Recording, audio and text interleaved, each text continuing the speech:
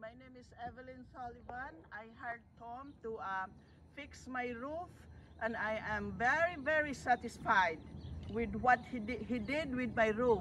He really did a good job, and I hope you will hire Tom. He's a very nice man, and he did quality work.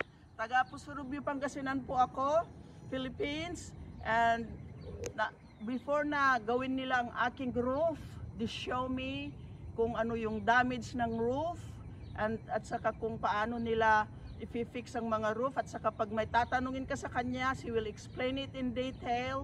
He's very attentive to your question, and they do a quality job. They take pride on their work. Sana po i-hire nyo si Tom dahil talaga ho napakahusay niya, at saka napaka-honest niyang contractor.